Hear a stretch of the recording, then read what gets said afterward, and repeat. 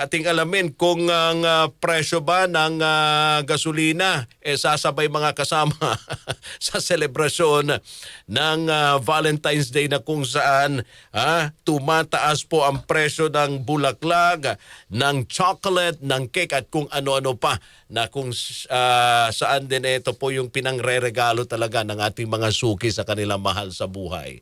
Ma'am Rodela Romero, ma'am, good morning po. Advance Happy Valentine's.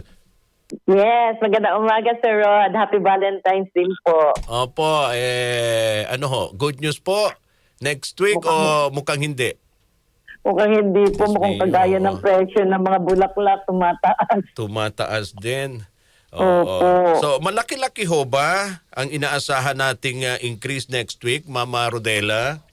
So, sa ngayon, Sir Rod, no, ang estimate na price adjustment for next week, base po sa 4 na araw na trading pa lang sa Minoplat, Singapore.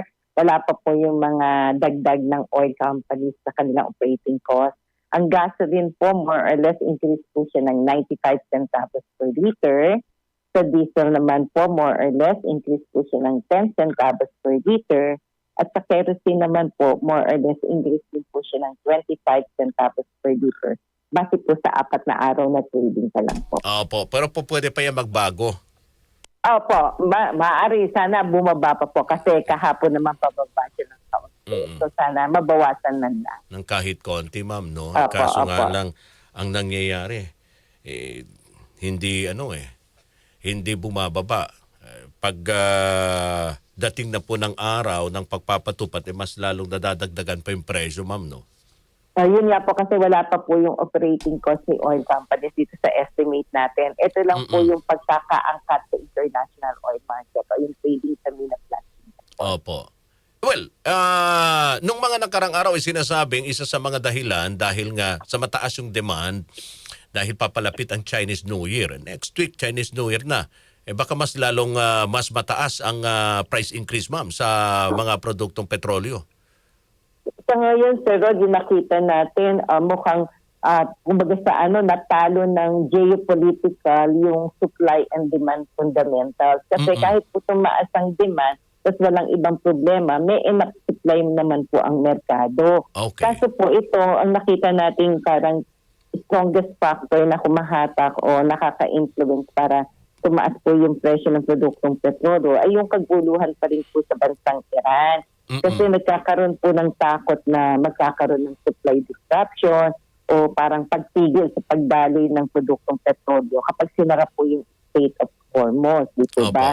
Plus yun po, yung sinabi din po sa news na yung bansang Amerika, so yung po mga barko o vessels na nagkakarga ng produkto ng bansang Iran, hinaharang po. So dahil po sa mga pangyayaring ito, meron pong tinatawag na risk premium na dinadagdag po sa presyo ng produktong petrolyo. So yun po yung nakitang dahilan ng pagtaas na mangyayari for next week. Oo.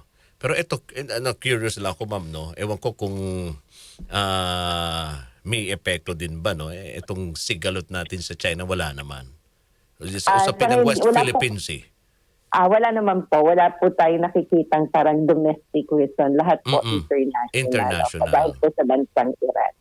Ayun. Alright, sige. Ma'am Rodela, thank you po sa pag-update sa amin. Kaugnay nga rito sa panibagong taas presyo na naman sa produktong petrolyo sa susunod na linggo. Magkano uli, ma'am? Hindi naman siya ganun kalaki, no? Sa gasoline po, more or less, increase ng 95 centavos 95 per liter. centavos. Sa diesel naman po, more or less, increase ng 10 centavos per liter. At sa kerosene, more or less, increase po siya ng 25 centavos per liter. Dati po sa 4 na araw na ito. Sa presyo ng LPG, wala?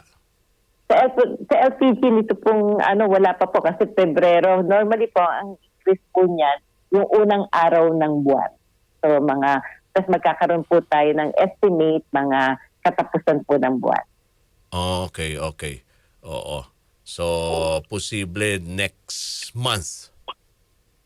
Opo, sana po wag sumabay siya sa liquid fuels o yung mga gasolina, diesel at kerosene. Sana maiba po yung trend ng LPG. Ayun.